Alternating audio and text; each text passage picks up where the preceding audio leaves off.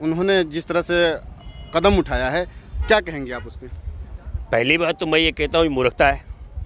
मैं हैरान हूँ सुप्रीम कोर्ट ने क्यों स्वीकार किया। चांदमल चोपड़ा ने ये पिटीशन फाइल की थी कलकत्ता हाई कोर्ट में और डबल बेंच का फैसला है। डबल बेंच का फैसला बहुत सारे फैसलों को ध्यान करने के बाद, अध्ययन करने के बाद इस नतीजे पर कलकत्ता हाई कोर्ट ने कहा कि लोकतंत्र में, धर्मनिरपेक्ष देश में किसी के भी जो मजहबी किताबें हैं उनमें हस्तक्षेप नहीं किया जा सकता है। तो पहली बात तो मैं ये कहता हूँ सुप्रीम कोर्ट में बैठे जजों ने इसे स्वीकार क्यों किया, और दूसरा मैं दावे के साथ में कह सकता हूँ इसे खारिज करना है।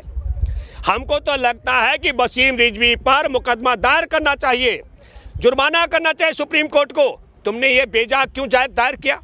मैं आपको बताना चाहता हूँ जिन आयतों पर उसका सवाल खड़े किया है वसीम रिजवी ने, आपके माध्यम से मैं दर्शकों से कहना चाहता हूँ।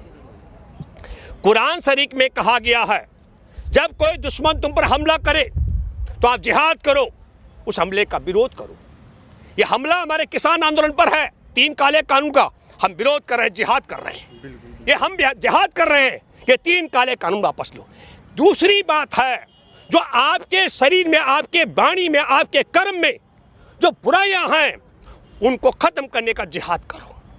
और मैं ये कहना चाहता हूं वसीम रिजवी अगर ये कहते हैं और सुप्रीम कोर्ट में बैठे रजिस्ट्रार ने कैसे तो स्वीकार किया, 800 वर्ष से ज़्यादा हमारे देश में मुस्लिम शासकों का राज रहा।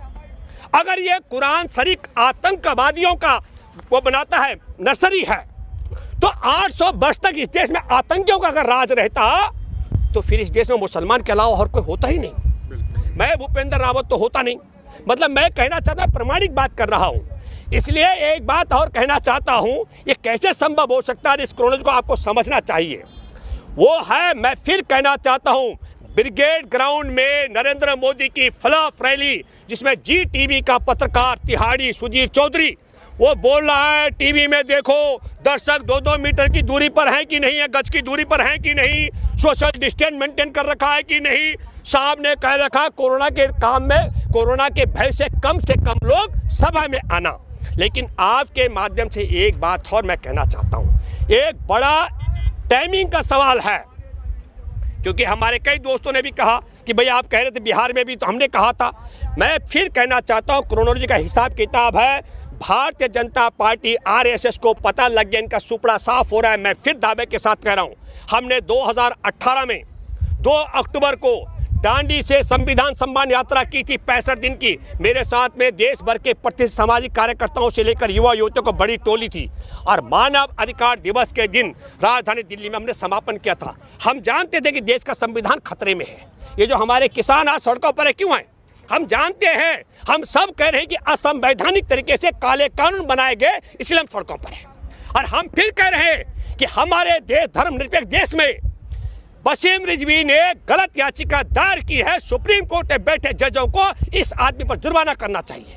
लेकिन इसका टाइमिंग इसलिए चुना गया है जानबूझ करके, ऐसे समय पर जब भाजपा के पास, आरएसएस के पास चुनाव जीतने की, मैं संविधान सम्मान यात्रा की बात इसलिए कर रहा हूँ, तब हमने यात्रा का पहला चरण शुरू किया था राजस्थान से, मध्य प्रदेश, छत्तीसगढ़ और फिर दूसरा झारखंड। मैं दावे के साथ कह सकता हूं, जिन जिन राज्यों से हम गुजरे उन राज्यों में चुनाव हुए विधानसभा के, भाजपा को बेदखल होना पड़ा। इन 5 राज्यों में से भाजपा, एक राज्य आसाम से जहां से बेदखल हो रही है, केरल में तो शून्य पर जाएगी। और मैं आपको कहना चाहता हूं, पश्चिम बंगाल में जितने इनके सांसद हैं, इनके पास उम्मीदवार नहीं है विधानसभा का चुनाव लड़ने के लिए। 3 एमपियों को उतार दिया उन्होंने। यह स्थिति हो चुकी है। दर्शक नहीं इसको मिलते हैं, श्रोता नहीं मिल रहे हैं, तो जिसको देखने वाला नहीं, सुनने वाले से वोट कहां से मिलेगा? इसलिए रणनीतिक तौर पर जानबूझकर इस समय कहा जा रहा है कि कुरान शरीफ की आयतों का तो मैं एक बात कहना चाहता हूं, जान कर अनजान बनना ये महा दुष्कर्म है, और न्यायार्थ अपने बंधु को भी दंड देना धर्म है। कुरान की आयतें क्या कहती होंगी, लेकिन हमारा धर्म यह कहता है कि पांडव और कौरव सगे ताऊ और चाचा के वंशज थे, और हमारे सगे ताऊ और चाचा के वंशजों में युद्ध होता है धर्म के लिए, और एक भाई की औलाद ने दूसरे भाई की औलादों का वंश का निर्वंश कर दिया। हमने कभी नहीं कहा कि ये बुराई है। तो अकेले कुरान में नहीं है, बुराई के खिलाफ, हमलावर के खिलाफ युद्ध करना, लड़ना, जिहाद करना, ये हमारे धर्म में भी है। कौन समझाए इन अधर्मी लोगों को? वसीम रिजवी धर्म में पैदा हुआ, मजहब में मुझे जानकारी नहीं है। तो मैं दोबारा कह रहा हूँ, जान कर अनजान बनना ये महादुष्कर्म है, और न्यायार्थ अपने बंधु को भी दंड देना धर्म की परिभाषा है। तो इसका मतलब जो धर्म की परिभाषा है उससे कुरान शरीफ की परिभाषा कुछ और अलग होगी दुश्मन के लिए, ये मैं नहीं मान सकता।